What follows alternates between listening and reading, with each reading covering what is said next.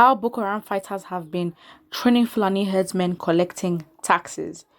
Boko Haram terrorists and local Fulani herdsmen are forming a dangerous alliance in some communities actually, in Yobe State, as the terrorists train herdsmen and collect cows from them as taxes. Sahara reporters learned from military sources that the terrorists collect one cow for every 40 cows and other food items as taxes from the herdsmen. It was gathered that some of the herdsmen, including underage boys, were given arms and recruited and prepared to carry out the next schedule of attacks. The training of herdsmen and collection of taxes from them is a common practice in Gaidam town, Yobe State. The terrorists are in need of food items, including meat, and they are recruiting and training the herdsmen in Goni Saleri, Dawaya, and villages in the Gaidam local government area, a military source said. Well, who's the military source? Because, okay, I don't even know.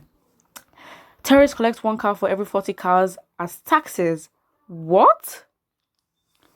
Issues tags and receipts to the herdsmen. It is becoming an organized process, he revealed further. Sahara reporters had reported on the 12th of February that intelligence reports from security sources confirmed the establishment of new bases by terrorists in some part of Yobe and Adamawa State. It was learned that the terrorists established hideouts in Gaidam and some other parts of Yobe. A security source listed other new bases of insurgents in Yobe State and in different local government areas, and they attacked in Gaidam and then abducted 3 personnel of the Nigerian Customs Service. Boko Haram attacks have been intensified in Yobe State generally since January, claiming lives, including the lives of soldiers. They have also led to the destruction of livelihoods, government property, and public facilities.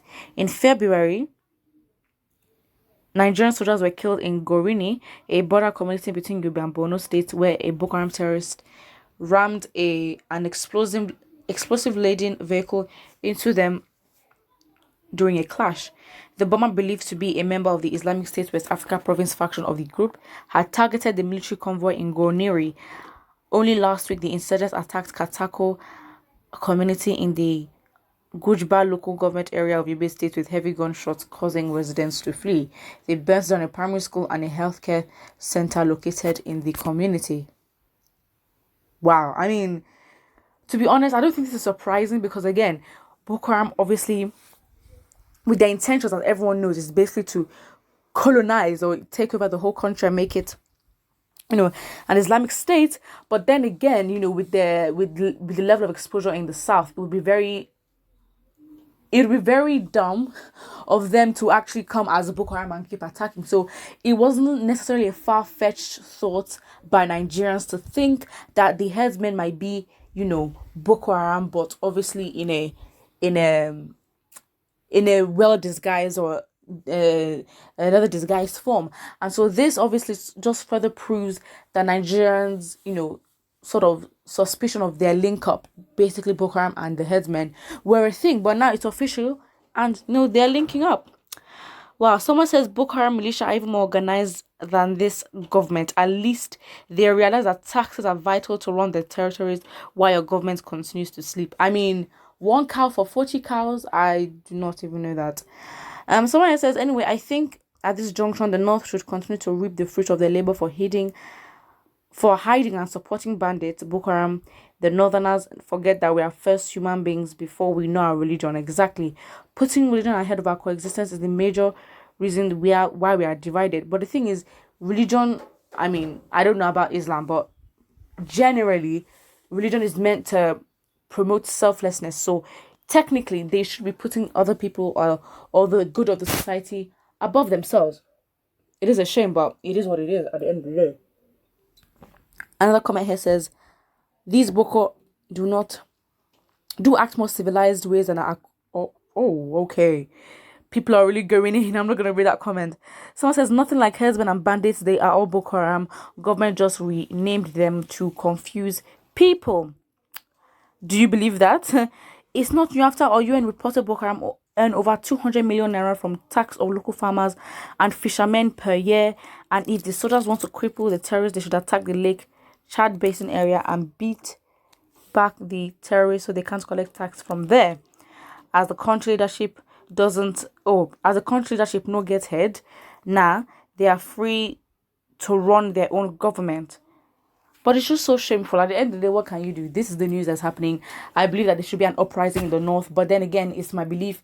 If they don't feel it, if they don't believe that they should go and fight for their rights, it is fine. But I feel like if they're not going to fight in the north, I'm talking about the common and average man. I understand you're hungry and all that. But at the end of the day, it is your country, it is your land. And you have to take control and understand that power actually lies in you.